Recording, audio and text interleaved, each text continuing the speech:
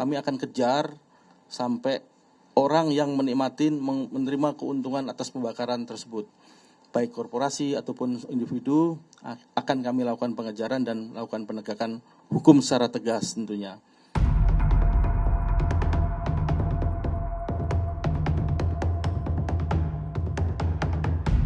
Di tengah meningkatnya ancaman kebakaran hutan dan lahan di Kalimantan serta upaya penanganan pasca gempa di Nusa Tenggara Timur, Presiden Prabowo Subianto menggelar rapat terbatas di kediamannya di Hambalang pada Minggu 23 Agustus 2026. Tak hanya memanggil sejumlah menteri, Prabowo juga mengundang Panglima TNI beserta para kepala staf angkatan. Pertemuan itu difokuskan untuk memastikan langkah penanganan dua bencana tersebut berjalan cepat dan terkoordinasi. Bagaimana hasil pertemuannya? Apa langkah yang akan ditempuh pemerintah selanjutnya? Kita bahas. Dalam rilis pada Minggu, Sekretaris Kabinet Teddy Indra Wijaya menyebut pemerintah menambah 17 pesawat waterbombing, 1.500 personel serta 200 pompa dan pipa untuk memperkuat penanganan karhutla di Kalimantan, termasuk memadamkan kebakaran bawah tanah di lahan gambut. Sebelumnya, Badan Nasional Penanggulangan Bencana atau BNPB memperkuat penanganan kebakaran hutan dan lahan di Kalimantan. Langkah ini dilakukan menyusul instruksi langsung Presiden Prabowo Subianto untuk menekan penyebaran titik api yang terus meluas. PLT Kepala Pusat Data Informasi dan Komunikasi Kebencanaan BNPB Berton SP Panjaitan menjelaskan, pemerintah tak hanya berfokus pada percepatan pemadaman di lapangan. Tak hanya itu, pemerintah pusat juga membagi tugas kepada sejumlah pejabat setingkat menteri untuk mempercepat penanganan di lapangan. Menteri Sekretaris Negara Prasetyo Hadi menyampaikan bahwa para menteri diberi mandat untuk memberikan perhatian khusus terhadap penanganan kebakaran hutan dan lahan di sejumlah wilayah, sekaligus mengawal upaya penanganan pasca gempa di Nusa Tenggara Timur. Sementara itu, di tengah tebalnya kepungan asap karhutla, aparat juga diminta menindak tegas pihak-pihak yang dengan sengaja membakar hutan dan lahan secara ilegal. Merespons instruksi itu, polisi telah menetapkan 72 tersangka perorangan di Kalimantan dan Sumatera yang diduga membakar hutan. Pembakaran tersebut diduga dilakukan untuk membuka lahan yang akan ditanami kelapa sawit saat musim hujan.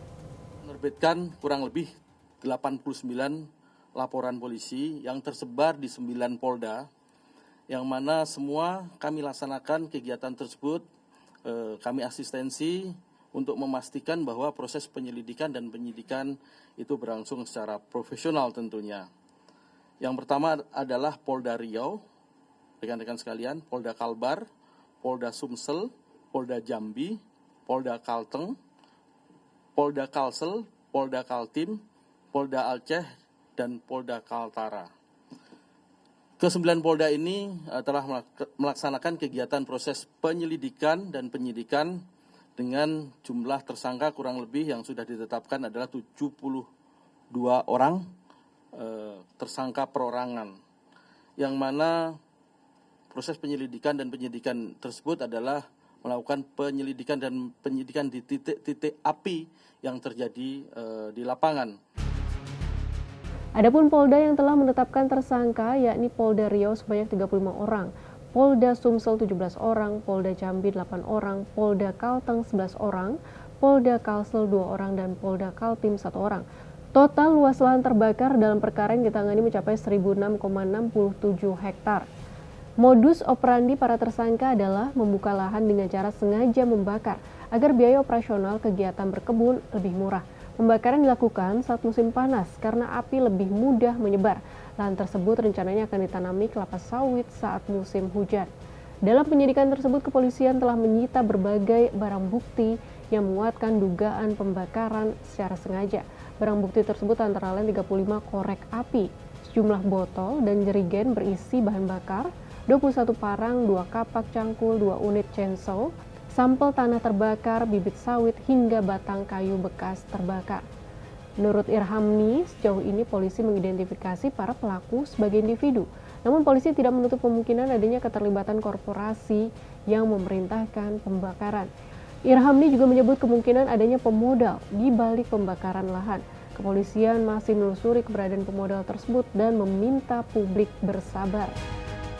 Sahabat Kompas, Ratas Presiden Prabowo di Hambalang menegaskan bahwa penanganan kebakaran hutan dan lahan tak cukup hanya dengan memadamkan api.